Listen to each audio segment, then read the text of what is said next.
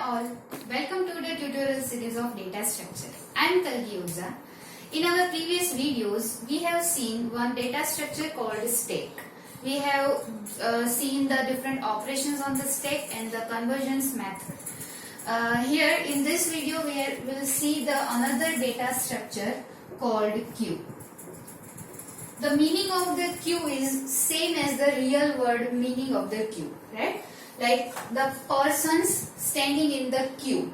Okay. For example, 4 persons are there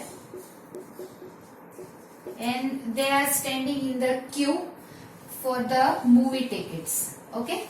So I can say at a time only one person can be served. Okay. He can get the tickets and he can remove from the queue. Okay, and at the same time or at a different time, any other person will arrive and join the queue. Okay, so you can see here that there are two different ends. At one end, one person can remove or can be removed from the queue, and in the other side, one person is joining the queue, right? So here in the data structure also, I have the different data. And all the data are stored in queue, that is one by one manner. It is in the horizontal fashion, I can say. Right? For example, 10, 20, 30, 40. Whatever data comes, it will be stored in the queue. Okay, so for that I can say the queue follows the FIFO manner. Right? It means first in, first out. Whatever data comes first, that will be inserted first and will be served first, and then it will remove from the queue at first. Okay. So your queue will follow the FIFO manner. Now we will see one example related to queue.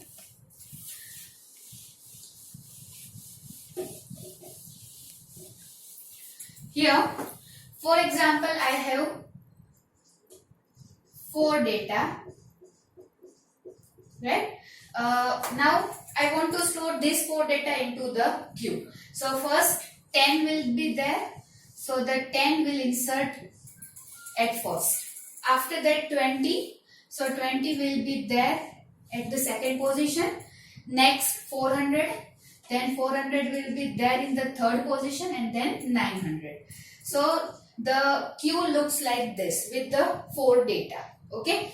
Now I can say first I have inserted 10. So if I want to delete the data, I can only delete this 10 first. Okay. So your queue follows this FIFO method. Okay. In examination, they may ask you to differentiate between 2 data structures like stack and the queue. So you can differentiate according to this feature. Okay, stack follows the LIFO manner and the queue follows the FIFO manner. Fine. Okay. Here in the stack, you can say they have used one marker called top, while in this they have used 2 markers. The first is front, or I can say head of the queue, and second is rear, or I can say tail of the queue. These 2 pointers or these 2 markers has the 2 different functionalities. Like at one end I can only delete the element, and in the second I can only insert the element. So they have the 2 different functionalities. One has the deletion functionality and the second has the insertion functionality. Okay. So here I can say first, if I want to insert 10, then my front pointer will be at 10 and initially the rear pointer will be at 10. After that 20 will be inserted, so the rear pointer will be indicated to this 20. Front pointer will remain same. Okay. Next 400, so rear pointer will be indicated to this 400. After 900, so again rear pointer will indicated to this. Now if I want to delete it, so I can only delete the data which is indicated by the front pointer. So this 10 will be deleted first. Then the front pointer will be indicated to 20. So after that I can only delete this 20. So you know the difference, right? The stack has only one pointer, so I can only insert and delete according to the top position. Here you have the two different markers. So if I want to insert something, I have to just check the rear pointer. And if I want to delete something, so I have to just check the front marker. Okay. So these are the two pointers.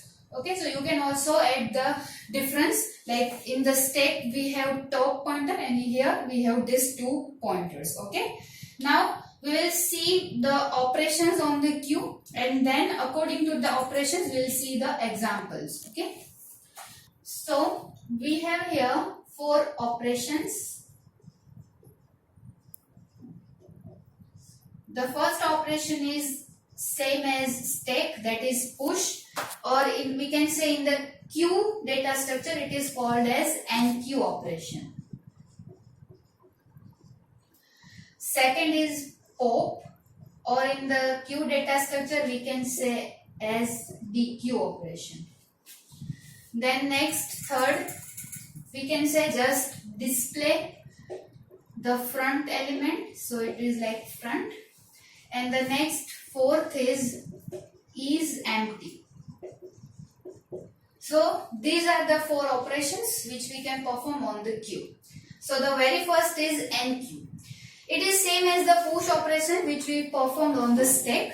Like if we want to insert the data into the queue, for that this enqueue operation works. Okay.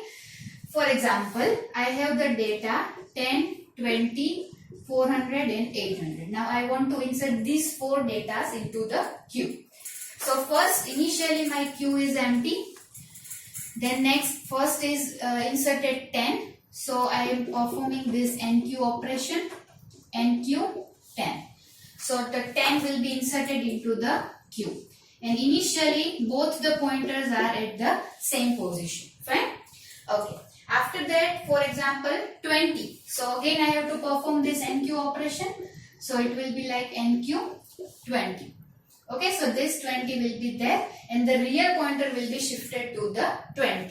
So it will be indicated by this, and here the front pointer will remain same.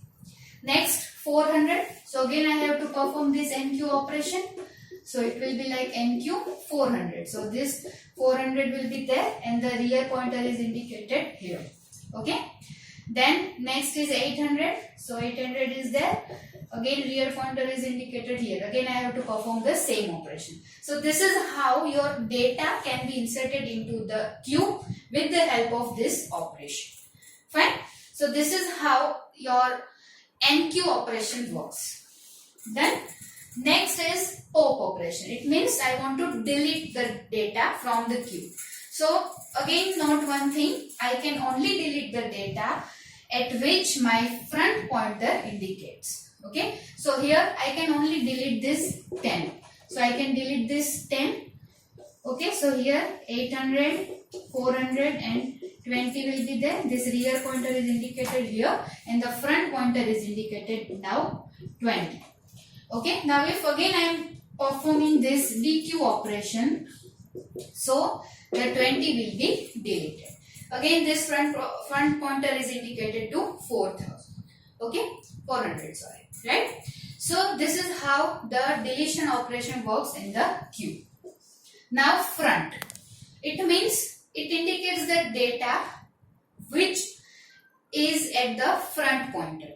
Here if I am performing the front operation over this queue, so it will give me the answer as 10 because the front pointer is indicated to 10. Okay, so it just simply give you the data. Okay, and then next is empty. So it is a function that will give you the two values, either true or false, whether your queue is empty or not. So here is empty operation gives you the false value because your queue is not empty. If all the data are removed, so your queue will be empty, so it will give you the true value. Okay, so these are the total 4 operations, 4 main operations which we can perform on the queue.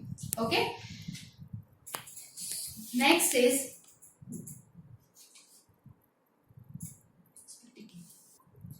types of queue that we'll see in the next lecture. So in today's lecture we have covered the introduction to queue, the 2 pointers which are helpful in the queue, and the operations which we can perform on the queue.